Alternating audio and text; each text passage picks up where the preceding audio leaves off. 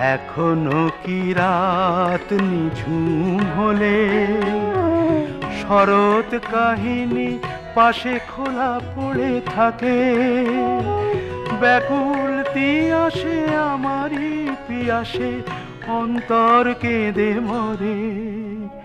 জানতে ইচ্ছে করে খুব, জানতে ইচ্ছে করে,